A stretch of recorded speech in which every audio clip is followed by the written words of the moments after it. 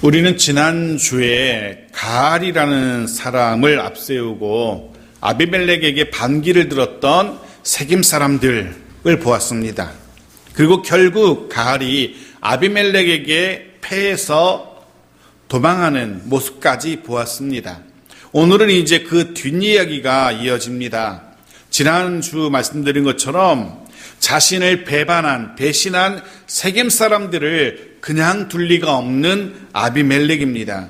기억하실 겁니다. 아비멜렉은 자신이 왕이 되는데 걸림돌이 될지도 모른다는 이유만으로 아버지의 형제, 자신의 형제들 70명을 학살했던 그런 성정의 사람입니다. 그런 사람이 자신을 배신한 세겜 사람들을 그냥 둘 리가 없을 겁니다. 어떻게 하는지 보십시오. 43절, 44절입니다. 같이 읽죠. 아비멜렉이 자기 백성을 세 무리로 나누어 밭에 매복시켰더니 백성이 성에서 나오는 것을 보고 일어나 그들을 치되 아비멜렉과 그때는 돌격하여 성문 입구에 서고 두 무리는 밭에 있는 자들에게 돌격하여 그들을 죽이니.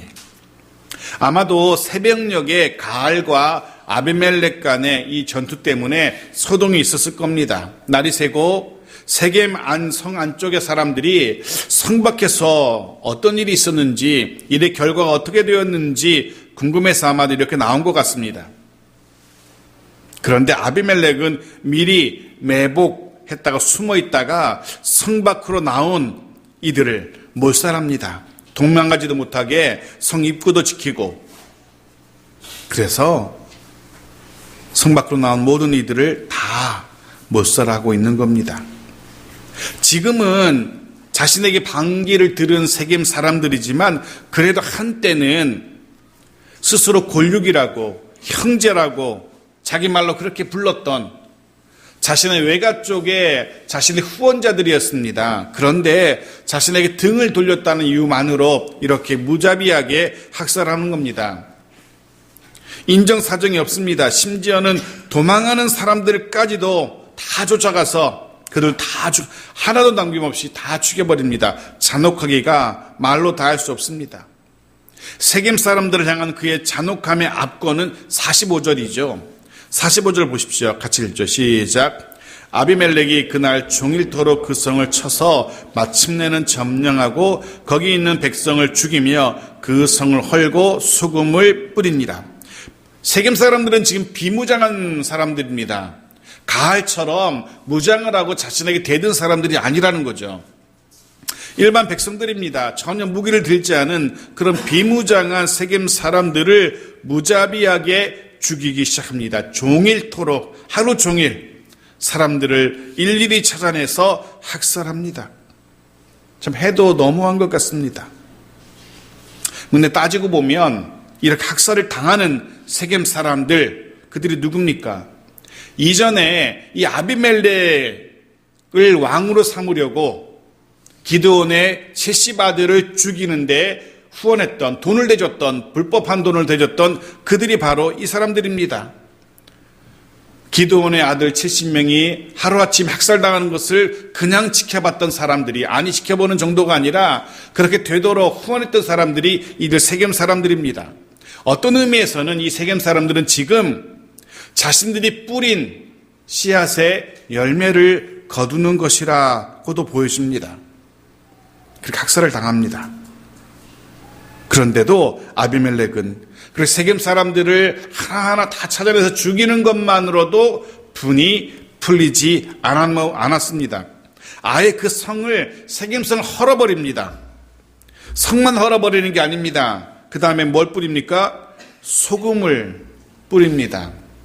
왜 우리도 재수 없는 사람 이렇게 왔다 가면 소금 뿌리잖아요. 비슷한 의미인 것 같습니다. 소금을 뿌리는 이유는 사실은 땅에 소금을 뿌리면 어떻게 됩니까? 그 땅은 쓸모없는 땅이 됩니다. 더 이상 농작물을 키울 수가 없는 땅이 되는 겁니다.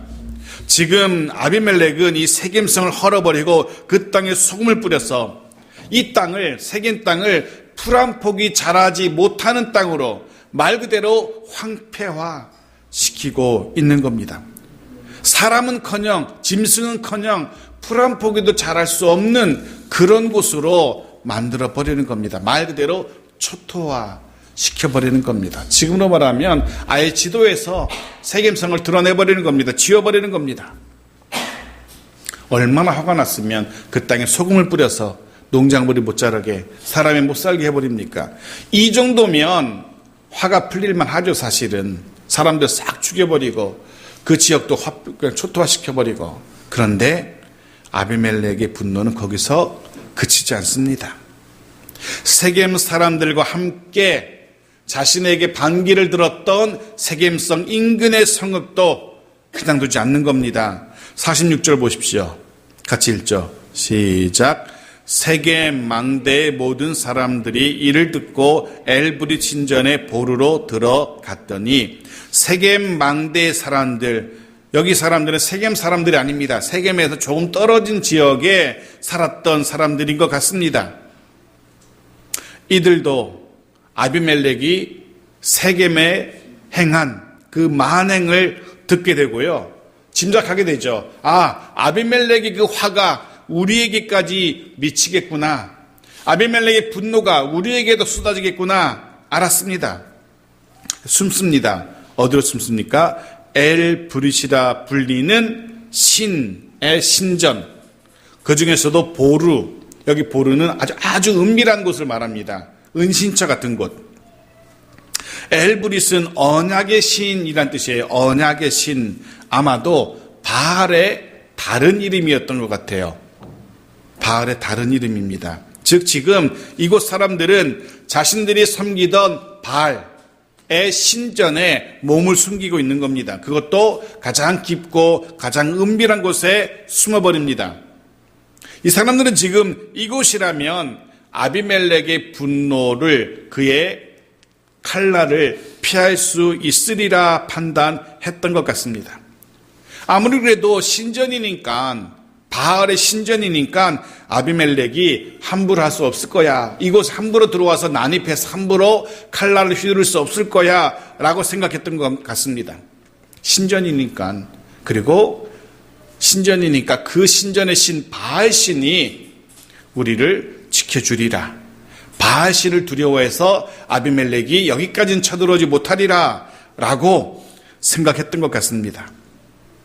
만일 그게 아니더라도, 바알이 자신들을 못 지켜줘도 바알의 후원으로 왕이 된 아비멜렉이니까, 아비멜렉도 알고 있습니다. 바알의 후원으로 자신이 왕이 되었다는 것을 알고 있습니다. 그러니 적어도 자신을 후원해준, 왕이 되도록 후원해준 바알의 신전만큼은 건드리지 않을 것이라 라고 이 세겜 망대 사람들이 생각했던 것 같습니다. 그들이 생각할 때 그 어느 곳보다 가장 안전한 곳, 이 생각 저 생각 다 해봤지만 여기만큼 안전한 곳이 없다라고 생각해서 바알 신전의 가장 깊은 곳으로 숨어 든 겁니다. 하지만 어떻게 됩니까? 결국 그것은 안전한 곳이 아니었다는 것이 금방 탄로납니다. 자신들을 지켜주리라 라고 믿었던 바알의 신전이 그들을 조금도 지켜주지 못합니다. 아비멜렉이 어떻게 하는지 보십시오. 49절입니다. 같이 읽죠. 시작.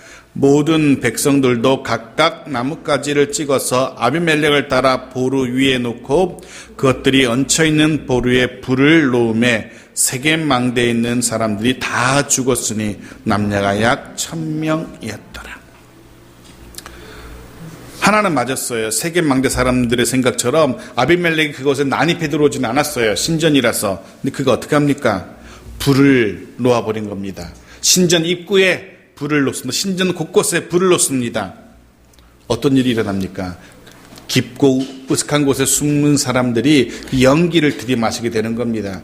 많은 사람들이 이 연기의 지식에서 죽음을 당하게 됩니다. 어떤 이는 연기를 견디다 못해서 밖으로 나오면, 신전 밖으로 나오면 어떻게 됩니까? 기다리던 아비멜렉의 칼에 죽임을 당하게 되는 겁니다. 그렇게 죽은 자가 무려 약 1000명이었습니다. 자, 두 가지를 알게 됩니다. 하나는 아비멜렉이라는 사람이 우리가 상상하는 것 이상으로 잔인한 사람이었구나는 것을 알게 됩니다. 이들이 누굽니까?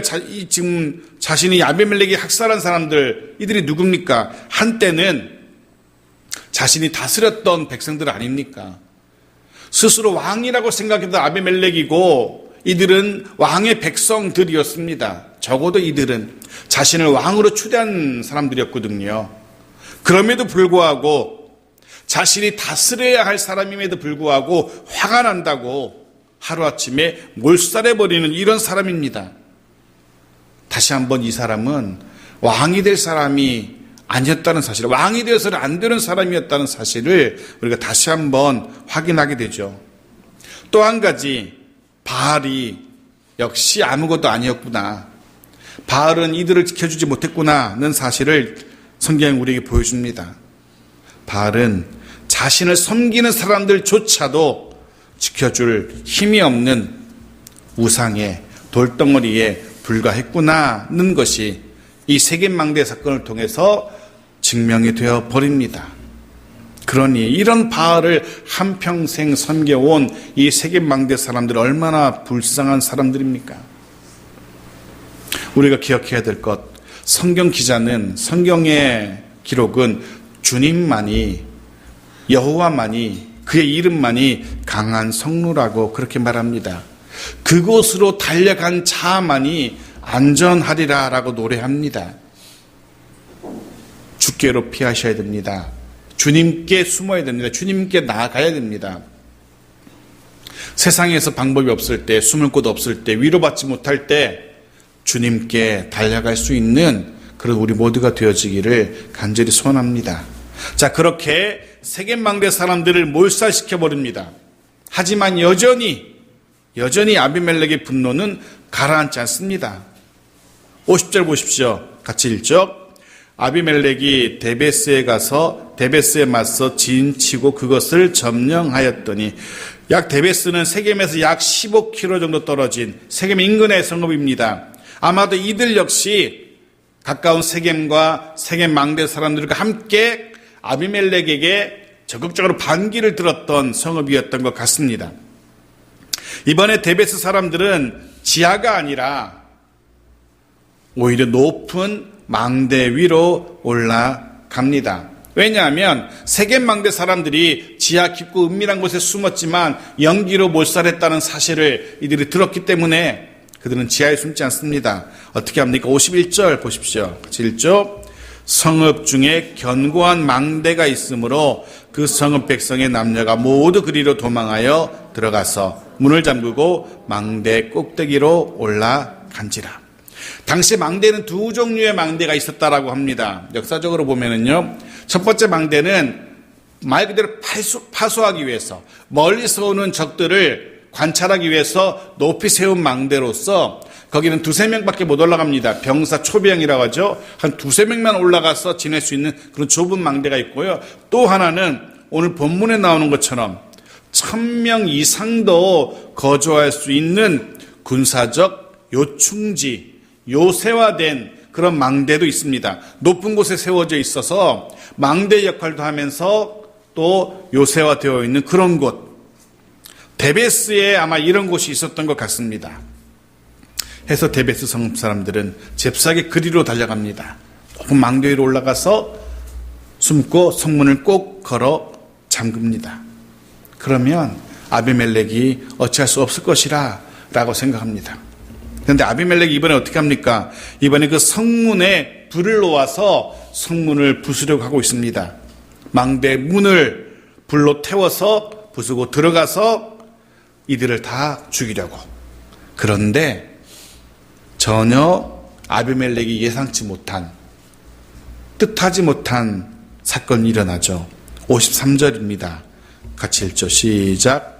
한 여인이 맷돌 윗짝을 아비멜렉의 머리 위에 내려 던져 그의 두개골을 깨뜨리니. 사실 이 여인이 누군지는 모릅니다. 그냥 한 여인으로만 나옵니다. 무명한 여인인 거죠. 아비멜렉은 이름도 모르는 한 여인이 던진 맷돌 윗짝에 맞아서 머리가 깨집니다. 근데 이 맷돌은 사실 그렇게 막 우리가 생각한 것처럼 막 수십 킬로 되는 그런 맷돌이 아니고요. 여인이 혼자 들을 수 있을 정도의 제법 가벼운 맷돌이었다고 합니다. 당시 이스라엘 사람들이 쓰던 맷돌은 밑에 돌은 크고 무거워서 못 들고요. 위에 거는 가벼워서 여인들이 들고 다닐 수 있는 그런 맷돌이었다고 합니다. 2kg에서 무거움 3kg 정도. 이 여인은 지금 그 돌을 냅다 아래로 던진 거예요. 성경에는 아비멜렉의 머리 위로 내려 던졌다고 하지만 아비멜렉의 머리를 위해서 맞추게 던진 건 아니었을 겁니다. 그냥 어쨌든 던졌을 겁니다. 성에 불을 놓으려는 사람들을 향해서. 그런데 하필 흔히 말하는 대로 재수 없이 그 돌이 아비멜렉의 머리에 정확하게 떨어진 거죠. 원래 사람이 그렇잖아요. 정확하게 맞추려 하면 잘 못 맞추는데 그냥 던지면 맞는 경우가 있지 않습니까? 이 여인이 지금 돌을 던졌는데 하필이면 아비멜렉의 머리에 그것이 떨어집니다. 머리가 깨집니다. 피를 철철 흘립니다. 당시로서는, 지금도 그렇죠. 지금도 남자가 여자한테 주워 터졌다 그러면 자랑할 만한 일이 아니잖아요. 그건 창피한 일이잖아요. 당시는 더 했어요. 남성이 존중받는 사회고 여성은 비하되는 사회에서 남성이 여성에게 맞아 죽었다라는 것은 정말로 대대로 수치스러운 일이었거든요. 그런데 그것도 이름도 없는, 예를 들면 드보라 같은 이런 사람이라면 좀 낫겠는데 이름도 없는 한 여인에게, 평범한 여인에게 죽임을 당한다는 것은 왕이 되려고 했던 아비멜렉에게는 정말 치욕스러운 죽음인 겁니다. 네, 흥미로운 사실은 아비멜렉의 머리가 깨져서 죽어가는 이 모습 보면서 흥미로운 사실은 하나님의 머리 되심을 부정하고 스스로 이스라엘의 머리가 되려고 했던 아비멜렉이 결국은 그 머리가 깨져서, 자신의 머리가 깨져서 죽어가는 모습은 어떤 의미에서는 통쾌하면서도 어떤 의미에서는 참 안타깝다라는 그런 생각이 들기도 합니다. 그렇게 머리가 되려고 수많은 사람들을 학살했던 아비멜렉인데 정작 자신의 머리는 보호하지 못한 아비멜렉이었습니다. 맷돌이 떨어집니다. 하필이면 그 많은 사람들 중에서 아비멜렉의 머리에 정확하게 떨어집니다. 사람들은 그렇게 말할 겁니다. 참 재수없다. 참 우연히도 그렇게 됐구나 말할 수 있습니다. 하지만 우리는 압니다. 그것이 우연이 아니었고 단지 재수없는 일이 아니었고 분명한 정확한 한치의 오차도 없는 하나님의 심판이었다는 사실을 우리는 짐작하게 됩니다. 그래서 그런 생각을 하게 됩니다. 조금은 두렵지만 그런 생각까지 해보게 됩니다. 내가 뜻하지 못한 뜻밖의 안 좋은 일들이 거듭 반복된다면, 남들은 우연이라고 말하는 불행이 계속 거듭된다면 한 번쯤은 진지하게 생각해 보아야 하지 않을까. 그것은 흔히 말하는 재수 없는 것이 아니라, 운이 없었던 것이 아니라 어쩌면 그것이 하나님의 책망, 하나님의 징계는 아닌지 돌아봐야 됩니다. 만일에 그것이 정말 거듭되는 그 불행이, 거듭되는 그 안 좋은 일들이 하나님의 징계의 사인이라면 계속해서 그 일을 반복해서는 안 되죠. 계속해서 그럼 그 불행이, 안 좋은 일들이 반복될 겁니다. 그러하게 그것이 하나님의 책망이 아닌지, 하나님의 징계가 아닌지 돌아보고 뉘우치고 바로잡아야 됩니다. 그래야만 소망이 있고 그래야만 회복의 길이 열릴 겁니다. 미련하게 이번에는 재수가 없었어, 다음엔 잘 될 것이야, 그 일 똑같이 또 그렇게 그런 모습으로 살아간다면 하나님의 징계는 계속 반복될 겁니다. 그럼 소망이 없는 겁니다. 아비멜렉이 지금 그런 일을 당하고 있는 겁니다. 그래서 결국 자신은 더 이상 살 소망이 없다는 것을 깨달은 아비멜렉이, 하지만 무명의 여인의 손에 죽었다라는 치욕은 듣고 싶지 않았어. 어떻게 합니까? 근처에 있는 자신의 군사를 불러서 자신을 죽여달라고 명해요. 그럼 적어도 여인에게 치욕적인 죽음을 당한 것은 아니기 때문에 해서 결국은 자기 부하의 칼에 죽임을 당하죠.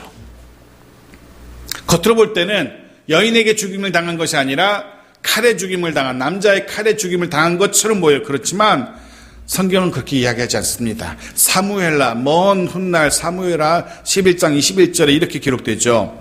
이스라엘 역사는 이렇게 아비멜렉의 죽음을 기록합니다. 같이 읽죠. 여룹베셋의 아들 아비멜렉을 쳐 죽인 자가 누구냐? 여인 하나가 성에서 맷돌 윗짝을 그 위에 던짐에 그가 데베스에서 죽지 아니하였느냐? 어째 성에 가까이 갔더냐 하시거든 내가 말하기를 왕의 종 햇사람 우리아도 죽었나이다 하라. 이야기하면 사무엘하의 기록에서 분명하게 이야기하죠. 여인의 맷돌에 맞아 죽었다라고. 결국 아비멜렉의 이름은 여인에게 죽임을 당한, 그것도 맷돌에 맞아 죽은 수치스러운 부끄러운 이름으로 이스라엘 역사에 남겨지게 기록되게 된 겁니다. 그가 아무리 이렇게 기록될까봐 발버둥 쳤었지만 결국은 그의 행한 대로, 하나님의 심판대로 여인에게 맞아 죽은 자로 역사에 기록됩니다. 한 해를 마무리하면서 그런 생각을 해봤어요. 오늘 말씀도 묵상하면서, 이 본문의 말씀 묵상하면서 2018년도에 나의 삶은 하나님께서 어떻게 기록하고 계실까? 점수를 매긴다면 몇 점이나 매겨 놓으셨을까? 그런 생각을 해봅니다.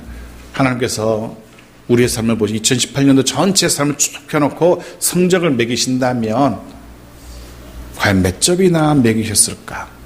그런 생각을 해봅니다. 때로 그래서 그런 생각 해봐요. 연말마다 성적표를 하나님이 우리에게 주시고 너는 낙제야, 너는 통과야, 너는 뭐 상 받을 수 있어, 이렇게 성적표를 주신다면 그 다음 해에 우리의 삶이 조금 더 좋아질 텐데 그런 생각을 해봅니다. 그렇지 못해가지고 자기 성적을 모르니까 착각하고 내년에 또 새로 주어진 시간에 또 똑같이 반복하는 그런 어리석은 사람들이 있지 않습니까? 자신의 상태를 모르고. 과연 우리의 올 한 해에는 하나님의 생활기록부에 어떻게 기록될지 조금은 두렵고 떨리는 모습으로 말씀을 묵상하게 됩니다. 여하튼 그렇게 이스라엘을 공포로 몰아넣었던 아비멜렉이 허무하게 죽임을 당하게 됩니다. 그리고 나서 모든 사람들은 각각 자기의 처소로 돌아갑니다. 이것으로 아비멜렉의 이야기가, 길고 길었던 아비멜렉의 이야기가 마무리됩니다. 여기까지만 보면 9장 1절부터 전개되었던 아비멜렉의 전체 이야기 속에 하나님은 도무지 뭘 하고 계셨는가라는 생각을 하게 되죠. 그렇게 아비멜렉이 형제 70을 죽일 때 하나님은 뭘 하고 계셨을까? 세겜이 그렇게 세겜 사람들이 불법한 자금으로 아비멜렉을 후원할 때 하나님은 뭘 하고 계셨을까? 아비멜렉이 그렇게 수많은 사람들을 학살할 때, 온 동네를 초태화할 때 하나님은 뭘 하고 계셨을까?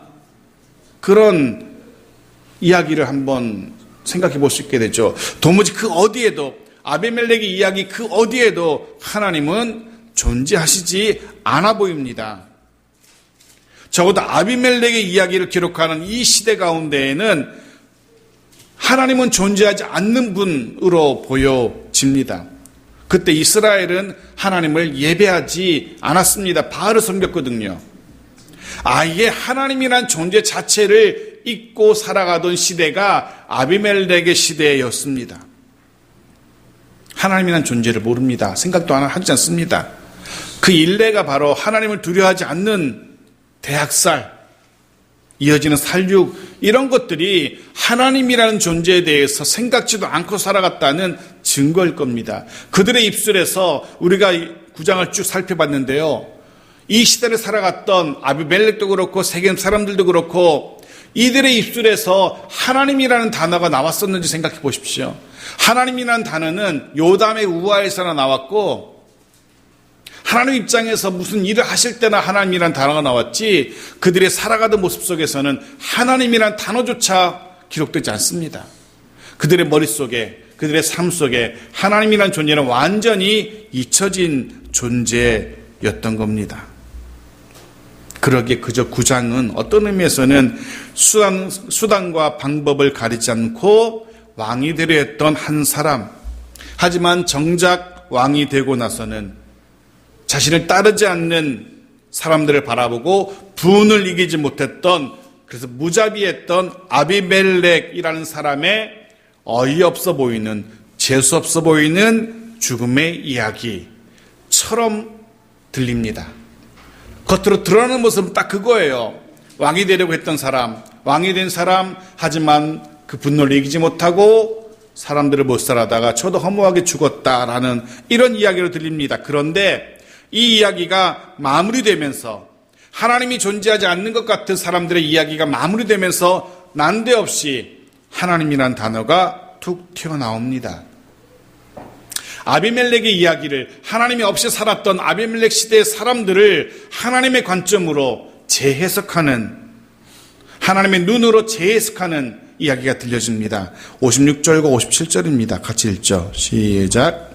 아비멜렉이 그의 형제 70명을 죽여 자기 아버지에게 행한 악행을 하나님이 이같이 갚으셨고, 또 세겜 사람들의 모든 악행을 하나님이 그들의 머리에 갚으셨으니 여룻바알의 아들 요담의 저주가 그들에게 응하니라. 세겜 사람들의 죽음, 아비멜렉의 죽음, 어떻게 해석합니까? 하나님께서 갚으셨다라고, 하나님께서 갚으신 사건이라고 재해석하고 있는 겁니다.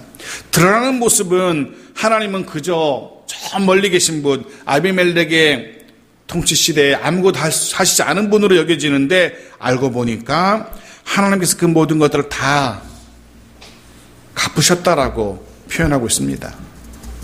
사람들은 모르고 있었습니다. 아니, 사람들은 잊고 살았습니다.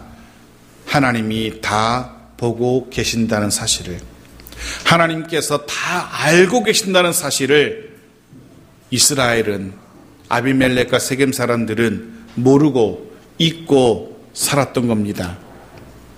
하나님을 모르고 하나님을 잊고 살았기 때문에, 하나님이 다 보고 계시고 다 알고 계신다는 사실을 그들이 몰랐기 때문에 70명이라는 형제를, 왕이 되려고 자신의 형제를 학살하게 됐고요. 하나님이 보고 계신다는 사실을 잊고 살았기 때문에 그런 사람을, 형제를 죽인, 형제 70 학살한 사람을 왕으로 버젓이 세우기도 했던 겁니다. 하지만 성경은 분명히 말합니다. 하나님은 다 알고 보고 계셨고 결국 그들의 악행을 심판하십니다. 지난주에 말씀드린 것처럼 드디어 하나님의 심판의 때가 되었고, 그때에 하나님 그 악행을 갚고 계십니다. 하나님의 심판으로 세겜 성읍이 황폐하게 된 거고, 하나님의 그 심판으로 아비멜렉이 치욕적인 부끄러운 죽임을 당하게 된 겁니다. 그래서 갈라디아서 6장 7절에 이렇게 기록해요. 같이 읽어볼까요? 시작. 스스로 속이지 말라. 하나님은 업심여김을 받지 아니하시나니 사람이 무엇으로 심든지 그대로 거두리라. 스스로 속이지 마십시오. 하나님이 뭐라를 알기는, 하나님이 보긴 뭘 봐, 하나님이 돕긴 뭘 도와. 스스로 착각하지 마십시오. 사람은 심은 것 그대로 거둡니다. 혹 심지 않았는데 거뒀다면 그거는 문제가 있는 겁니다. 착각하시면 안 됩니다. 사람이 스스로 자기 입술로 하나님은 안 계신다 말하고 있는 그때에도 하나님은 그 사람을 보고 계십니다. 사람이 하나님이 안 계신 것처럼 생각하고 행동하는 그때에도 하나님은 그 사람의 모든 생각과 그 사람의 모든 행위를 낱낱이 다 보고 계십니다. 그리고 하나님의 심판의 때에 그 모든 생각과 행위를 심판하실 겁니다. 우리는 오늘까지 넉 주 한 달에 걸쳐서, 5주죠. 한 달에 걸쳐서 하나님의 왕되심, 하나님의 일하심을 부정하고 스스로 왕이 되려 했던 아비멜렉이라는 사람의 이야기를 통해서, 그리고 하나님의 하나님 되심을 부정하고 바알을 섬기며 살았던 세겜 사람들의 이 모습을 통해서, 그리고 오늘 마지막 그들에게 내려진 하나님의 심판을 통해서 우리 하나님에 대해서 조금 더 알게 되어집니다. 시편 139편 2절에서 시인은 그 하나님을 이렇게 표현해요. 같이 읽겠습니다. 시작. 주께서 내가 앉고 일어섬을 아시고 멀리서도 나의 생각을 밝히 아시오며. 그렇습니다. 우리 앉고 일어서는 것을 다 알고 계신 하나님이십니다. 2018년도의 마지막 주일입니다. 52주가 됩니다. 지난 시간, 지난 날 우리 모두의 앉고 일어섬을 다 알고 계셨던 하나님이십니다. 심지어 우리의 마음속까지도 밝히 알고 계신 하나님이십니다. 그 하나님의 인도하심과 도우심으로 여기까지 왔습니다.